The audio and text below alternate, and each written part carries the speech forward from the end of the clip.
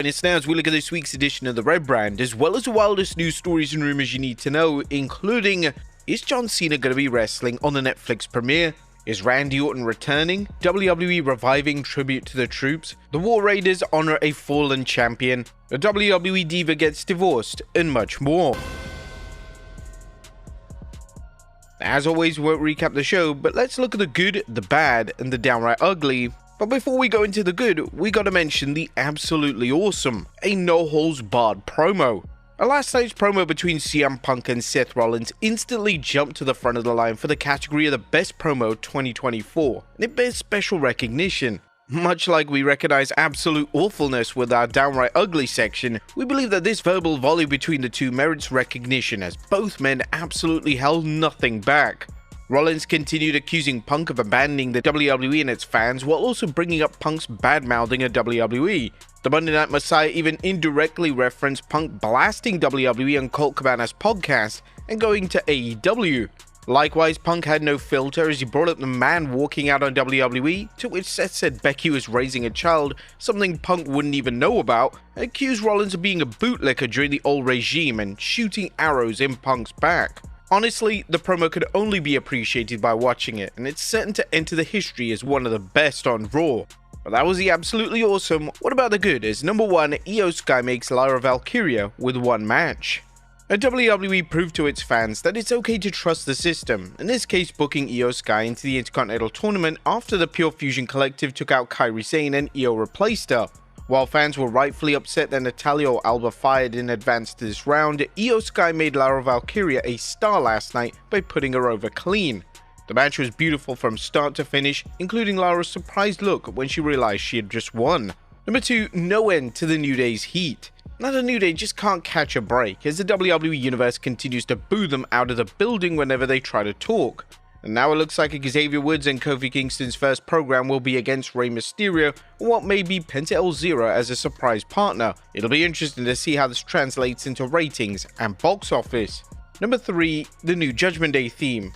Now honestly, this is purely a matter of choice, and we all know that Def Rebel come out with some absolute ass. But this new hip-hop style theme isn't that bad, and hopefully the beginning of reminding fans that the heel faction is still a force to reckon with. Number 4, the tribute video to Raw on USA Network.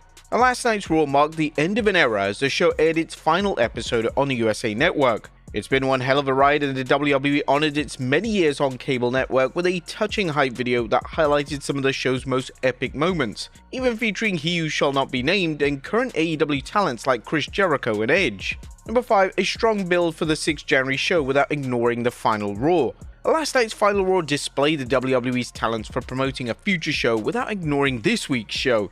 WWE set up more matches for Raw's move to Netflix, while also making the last episode on the USA Network a memorable send-off. Number 6, a spectacular 6-man match.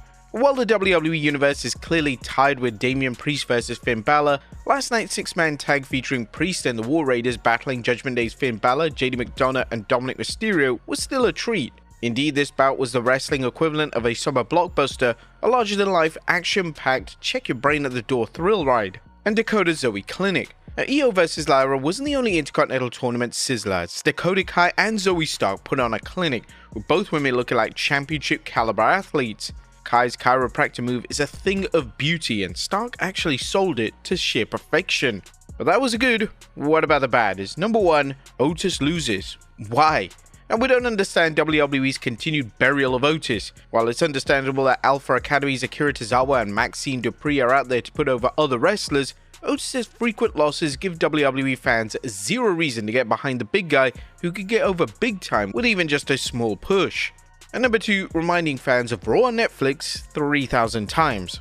Now, as good as WWE programming is right now, the promotion needs to stop treating its audience like simpletons. Joe Tessitore and Wade Barrett seem to mention Raw's move to Netflix like every 60 seconds, which is instantly becoming tiresome. That was nothing ugly, a very decent end to Raw ending on the USA Network, a lovely tribute, an incredible promo, and a great closeout to 2024. What did you guys think of the Red Brand last night? Let us know in the comments down below. Now let's move on to the news. Now, first story is John Cena wrestling at the Netflix premiere. At top of today's news is the mystery over John Cena's role during Raw's Netflix premiere. John Cena's 2025 retirement tour is kicking off with a huge bang as Cena is scheduled to appear on the Raw's 6th January episode, a show that the WWE is booking like a Big 4 PLE. However, is the 16-time world champion going to wrestle there, and if so, could it be against Logan Paul? That's a rumor that's been making the rounds, but according to WrestleVotes Radio, that's not happening. No, if they're asking if they can wrestle on the Netflix show, I would say no. That match, if it were to happen, it's going to get heavily promoted. So no, yeah, that story just remains as we reported last Thursday. Interested on both sides, interest within the WWE to do the match, however, not at WrestleMania. That's where.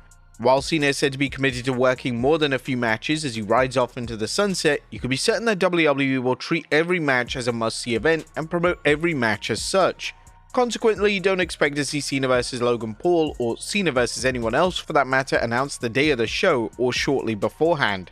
Next up, Randy Orton returning. Randy Orton has been off TV since WWE wrote him off with a kayfabe injury after Kevin Owens pile-drived the Viper on SmackDown. However, WrestleVotes is reporting that Orton will be back soon, presumably in time to start a new program that leads into WrestleMania. By the Royal Rumble, if not on February 1st, it'll be beforehand. So yeah, very soon. As some fans believe that Orton will play a part in the Cody Rhodes vs Kevin Owens ladder match scheduled for the Royal Rumble, with Orton looking for revenge on Kevin Owens. If so, this could start a feud between the two that leads into WrestleMania 41. Next up, the WWE Vault content coming to Netflix. It looks like WWE fans watching Netflix for their WWE fix will have access to more classic content than expected. WrestleTalk is reporting that the UK listings mention a variety of programs, including now 3 new listings have been spotted on the streaming platform, indicating that archival content will be coming to the platform from Raw, SmackDown, and NXT. These include what's described as Raw Vault, SmackDown Vault, and NXT Vault, which appear to be the shows, matches, and other segments from each show's history. In addition, they added, Biggie will be hosting a new Netflix series titled WWE Raw Classics with WWE Top 10, Road to WrestleMania, Superstar Profiles, and Legend Profiles. Unfortunately, there's still no word on whether Netflix will air other WWE Network content, such as programs from the Territory era. A recent report suggests that the shows didn't draw a large audience on the network, and Netflix didn't seem like it was worth the investment to air the programs on its streaming service. While Netflix does have the rights to this content thanks to the deal with WWE, excluding the US where Peacock still has rights to the WWE Network, Netflix still incurs costs for putting it on its platforms. Next up, War Raiders honor a fallen champion. As big props to Eric and Ivar, aka the War Raiders, for paying tribute to their friend and fellow wrestler Jack Stane. The World Tag Team Champions worked alongside Damian Priest on Raw, wearing Jack Stane armbands in recognition of his recent passing and his legacy. A very classy tribute. Next up, Drew destroys another WWE rule. Drew McIntyre continues to break all the rules as he's rampaged through both Raw and SmackDown, with his latest infraction being the time-honored rule that is headbutting a Samoan is like headbutting a brick wall.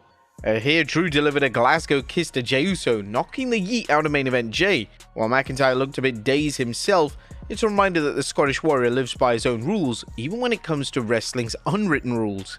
Next up, WWE reviving Tribute to the Troops. The WWE's decision not to air its annual Tribute to the Troops show in 2024 caught some fans by surprise, as the promotion had held the event every year since 2003, although it didn't air on the show on TV in 2019. But the show may be coming back though, as WrestleVotes discussed this situation on Sportskeeda's Patreon Backstage Pass Q&A. Yeah, I tried to ask around about what happened to Tribute to the Troops. I did have a source say that it was likely they wanted to get back to the roots of it. I don't know if that means going overseas and stuff, but they did want to get back into it, maybe the bases here in America and things like that, and they just didn't have the organization to do that this time around. And we don't buy the idea that WWE lacked the organization to run a show in 2024, given the promotion globetrotted throughout the year hosting international PLEs and live events. But as for future shows, WrestleVotes weighed in that, so I wouldn't be surprised if it came back next year in more of a traditional military-based type of environment that we're used to before they changed it to just a standard arena show. Would you guys like to see Tribute to the Troops return in 2025? Let us know in the comments down below. And finally, a WWE Diva gets a divorce. And last but not least, sad news about former WWE Diva Eva Marie, as DMZ Sports is reporting that Eva, aka Natalie Eva Marie Nelson, has filed for divorce from her husband Jonathan Coyle. According to the court records, the Total Divas television show star, real name Natalie Eva Marie Nelson, filed papers earlier this month, which stated that they got hitched back on October 20th, 2014. The docs state that the two initially separated in October 2023, and the reason for the split was listed as irreconcilable differences. Now, Eva Marie had 2 runs in WWE and was last seen in 2021 when she managed Doudrop, aka Piper Niven, and worked a short program with her. She was then released in 2021 along with many other WWE superstars.